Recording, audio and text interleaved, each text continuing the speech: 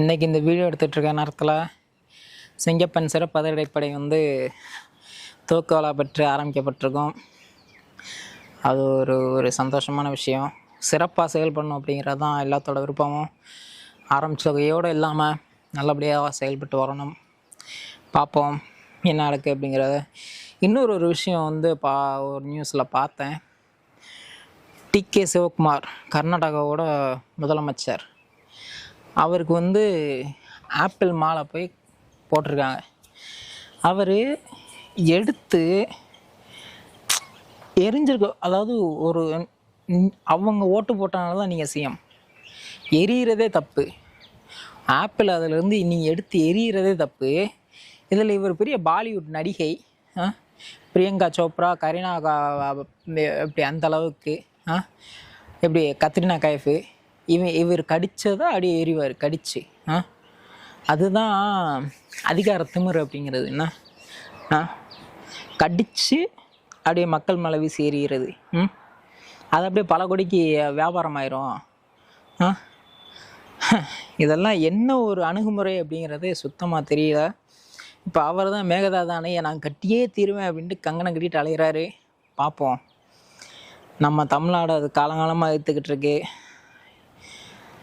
விஜய் அவர்களும் கட்ட விட மாட்டாங்க அப்படிங்கிறத நம்பி இப்போ இந்த வீடியோக்குள்ளே போவோம். வணக்கம் சிங்கம். அதாவது ஒரு 2 நாளைக்கு முன்னாடி டாஸ்மாக் மினிஸ்டர் ஒரு ப்ரெஸ் மீட் கொடுத்துருந்தாரு. அதை கேட்கும்போது இப்படி எல்லாமாடா செஞ்சுருக்கீங்க அப்படிங்கிறது தான் ரொம்ப வருத்தமாக போச்சு.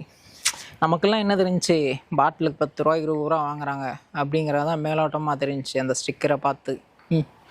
ஆனால் அதுக்கும் மேலே எப்படியெல்லாம் ஊழல் பண்ணணுமோ அப்படியெல்லாம் பண்ணி வச்சுருக்காங்க அந்த 2 பயலும். அதெல்லாம் கேட்கும்போதே ஏன்டா இந்த வழியெல்லாமேடா இதெல்லாம் யூஸ் பண்ணியாடா நீங்கள் கொள்ளடிப்பீங்க அப்படின்னு யோசிக்க ஆரம்பிச்சிருச்சு. இதுக்கு எங்கள் அண்ணன் எவ்வளோ மேலேடா மரியாதையாக திறநிதி திரட்டி அவர் கட்சி நடத்துகிறாரே. கட்சி அவர் பாவம் 7 லட்சம் தான் கேட்குறாரு ஒரு மாதத்துக்கு.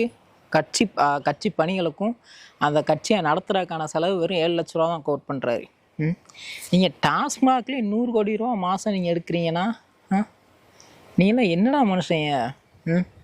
இந்த 100 கோடி ரூபா எதில் மட்டும், அந்த பாக்ஸில் மட்டும் வெறும் அந்த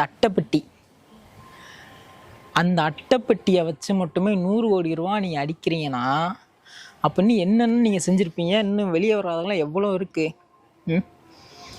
அவர் பேட்டி அவ்வளோ சூப்பராக கொடுத்தாரு. வெளிப்படையாக பல விஷயங்கள் பேசினார். அதில் இதுவும் ஒன்று. ஒரு கேஸ் கிட்டத்தட்ட ஒரு வருஷத்துக்கு 88 கோடி கேஸ் பாக்ஸ் விற்கிது. ஒரு கேஸுக்கு 12 பாட்டிலாக எத்தனைங்கிறத எண்ணிக்கை கரெக்டாக நான் பார்க்கல.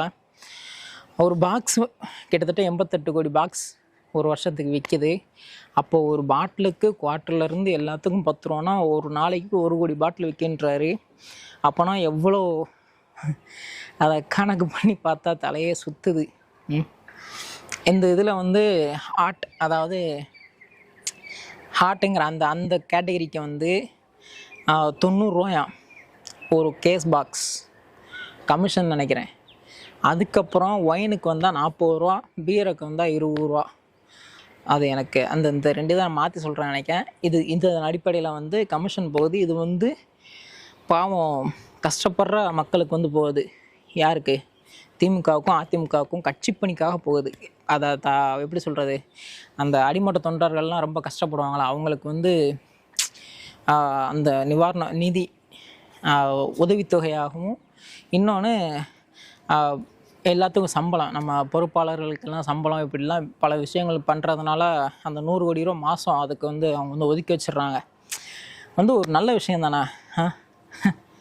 ஆனால் நான் தான் சொல்கிறேன், மறுபடியும் எங்கள் அண்ணன் எவ்வளவோ மேலு வாய் விட்டு எனக்கு உதவி பண்ணுன்னு கேட்டுறாரு. இப்படி உங்களை மாதிரி வயிற்றுல அடித்து சம்பாதிக்கலை என்னடா இது. இதுக்கப்புறம் இந்த மாதிரி தனி கட்சி நிதிக்கு இது போகக்கூடாது அப்படின்ட்டு டைரெக்டாக கஜானாவுக்கு வரணும். இந்த 100 கோடி அப்படிங்கிறது வந்தாகணும் அப்படின்னு முதல்வர் அவர்கள் ஆர்டர் போட்டிருக்காரு அப்படின்னு சொன்னார். கிட்டத்தட்ட வருஷத்துக்கு 1200 கோடி. இதில் மட்டும் 1200 கோடி. இதெல்லாம் எப்படி உங்களுக்கு செமிக்குது அப்படிங்கிறது தெரில. பணத்தை அப்படியே சாப்பிடுவீங்களா என்னன்றது தெரில. அதுக்கப்புறம் என்ன சொல்கிறாரு, போதைப் பொருள்களை ஒழிக்கிறதுனா ஃபஸ்ட்டு ஸ்கூல் காலேஜஸ்லேருந்து நம்ம வந்து இது பண்ணோம். எக்ஸ்பெஷலி இந்த கூலிப்புங்கிறது வந்து கிட்டத்தட்ட நான் காலேஜ் படிக்கும் போது 2016 தான் ரொம்ப பீக்கில் இருந்துச்சுன்னு நினைக்கிறேன். அதுக்கு முன்னாடி அப்படிங்கிற வந்து எனக்கு கரெக்டாக தெரில. ஆனால் நான் காலேஜ் சேரும்போது தான் கூலிப் அப்படிங்கிறதே வந்து நான் பார்க்குறேன். கிட்டத்தட்ட ஃபஸ்ட்டு அது எப்படி உள்ளே வந்துச்சுன்னா, அந்த கணேஷ் புகையிலைக்கு காம்ப்ளிமெண்ட்டாக கொடுத்துட்டு இருந்தாங்க. அது ஒரு பாக்கெட் வாங்கினா அது ஒரு சரம் வந்து காம்ப்ளிமெண்ட்டாக வந்துச்சு. அதுக்கப்புறம் இதையே ஒரு பிஸ்னஸாக மாற்றி இது செம பிக்காக போச்சு. கிட்டத்தட்ட எல்லாவனும் பைக்கில் வச்சுட்டு திருவாங்க என் கூட படித்தவங்க எல்லாம். ஸோ இதை நிப்பாட்டி ஆகணும். இதிலேருந்து தான் ஆரம்பிக்கணும். அது ஒரு கரெக்டான விஷயம்னா, கூலிப் அப்படிங்கிற வந்து ஒருத்தன் வச்சுருக்கான்னா அந்த வாய் வீக்கத்தை தவிர வேறு எதை வச்சுமே கண்டுபிடிக்க முடியாது. அவன் அது இங்கே உள்ளே தள்ளிட்டான்னா அதை கண்டுபிடிக்கும். அதுக்குன்னு அந்த ரெஃப்ரெஷ் அந்த வாடை மட்டும்தான் இருக்குமே தவிர அதுக்குன்னு தனி வாசனைங்கிறது எதுவுமே கிடையாது. அதனால் கிளாஸ் ரூமுக்குள்ளே வச்சுட்டு உட்காந்துருக்கானா வைக்காமல் உட்காந்துருக்கானா அப்படிங்கிறதே கண்டுபிடிக்க முடியாது. ஸோ இதை வந்து ஒழிக்கணும் அப்படிங்கிறது வந்து ஒரு நல்ல விஷயம். அதுக்கப்புறம் இது வந்து ஒரு மிகப்பெரிய ஒரு ப்ராஃபிட்டபிள் பிஸ்னஸ். அதாவது அரசுக்கு இதனோட வருமானம் வந்து மிகப்பெரிய ஒரு வருமானம். ஃபஸ்ட்டு இதை வந்து ஒரு எப்படி சொல்கிறது, ஆர்கனைஸ் பண்ணிவிட்டு இதை ஒரு ஒழுங்குபடுத்திட்டு அதுக்கப்புறம் எதன் மூலயமா நம்ம வருமானத்தை வந்து இதில் இருக்கிற வருமானத்தை வேறு எது மூலயமா ஈட்டலாம் அப்படிங்கிறக்கான முயற்சிகள் நடைபெற்றுருக்கு. அது வரும் பட்சத்தில் நாங்கள் வந்து இதை கண்டிப்பாக நாங்கள் க்ளோஸ் பண்ணுவோம். பூர்ண மது விலக்கு தான் எங்களோட முழு நேர ஒரு இது எங்களுக்கு வந்து முதலமைச்சர் வந்து எனக்கு முழு சுதந்திரம் கொடுத்துருக்காரு. இந்த விஷயத்தில் நீங்கள் என்ன செய்வீங்களோ செஞ்சுக்கோங்க, ஆனால் எனக்கு ஒரு ட்ரக் ஃப்ரீ சொசைட்டிங்கிறது வேணும், போதை இல்லா தமிழகம்ங்கிறது வேணும் அப்படின்னு வந்து அவர் சொல்லியிருக்காரு அப்படின்னாரு. அதுக்கப்புறம் இதுக்கு முன்னாடி உள்ள அரசுகள் எல்லாம் மூடி இருக்கேன்னு கணக்கு காமிச்சிருக்கிற மதுப்பான கடைகள் எல்லாமே ரொம்ப கம்மியான ஒரு சொற்ப வருமானத்தில் ஓடாத கடைகள் அப்படின்னு அவர் சொன்னார். ஆனால் தாவேக்கால மூடப்பட்ட 717 கடைகளில் ஒரு நாளைக்கு 25 லட்சம் ரூபா வருமானம் கொடுக்குற கடையும் இருக்குது அதிகபட்சம்.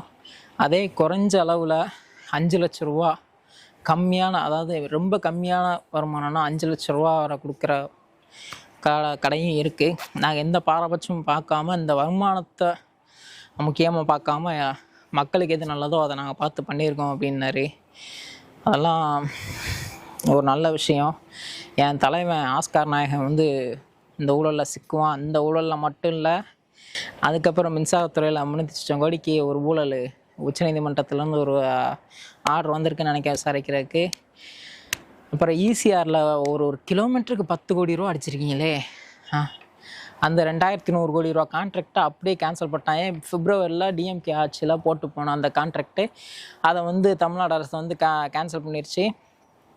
இதுக்கு முன்னாடி மேம்பாலம் கான்ட்ராக்டில் மார்க்கெட் வேல்யூவோட நீங்கள் 10 கோடி ரூபா எக்ஸ்ட்ரா போட்டிருக்கீங்க, கிட்டத்தட்ட 11 கோடி ரூபா எக்ஸ்ட்ரா போட்டிருக்கீங்க, அதனால் இதை வந்து கேன்சல் பண்ணிடுங்க அப்படின்னு தமிழ்நாடு அரசு சார்பாக சொல்லியிருக்காங்க.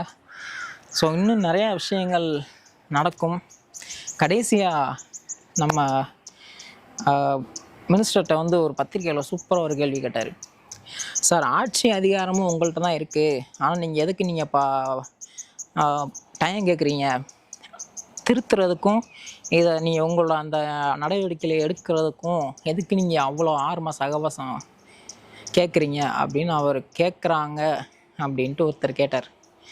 அதுக்கு அமைச்சர் அவர்கள் வந்து சூப்பராக பதில் சொன்னார். நான் என்னோடய ஸ்டைலில் சொன்னேன்னா, அவங்க தான் 5 வருஷம் ஆட்சியை கழிச்சிருந்தாங்களா, அவங்களால ஏன் அதை செய்ய முடியல, நாங்கள் இப்போ தான் வந்திருக்கோம், எங்களுக்கு டைம் வேணும், அவங்க தான் 5 வருஷம் இருந்தாங்களா, அப்போ அவங்க செஞ்சுருக்கலாம்ல அப்படின்னு அருமையான ஒரு பதில் சொன்னார். உண்மைதான், 50 வருஷம் கட்சி, 75 வருஷம் கட்சி, அப்படி அப்படின்ட்டு உங்களால் ஒரு விஷயத்தையே உங்களால் ஒன்று செய்ய முடியலன்னா, இப்போ தான் வந்திருக்காங்க, அவன் உடனே செஞ்சிடணும் அப்படின்னு எப்படி நீங்கள் எதிர்பார்க்கீங்க? எடுத்ததுமே பிறந்த குழந்தை ஓடிடணும் அப்படின்னா அது என்ன அர்த்தம்? தவழ்ந்து நின்று நடந்து அப்புறம்தான் ஓடும், சரியா? உடனே மாற்றலான்ட்டு ஏன்டா 21வது வருஷத்தில் நீங்கள் வந்துட்டு 2 மாதம் தான் ஆயிருக்கு நாங்கள் ஆட்சிக்கு வந்து, இன்னும் நாங்கள் எங்களுக்கு கொஞ்சம் டைம் கொடுங்க அப்படின்னு கேட்டவங்க நீங்கள். ஆட்சிக்கு வந்த 10 நாளில் நீங்கள் அவ்வளோ தூரம் நீங்கள் விமர்சனம்னு ஆரம்பிச்சிட்டீங்க. என்ன என்னத்தையோ போங்க.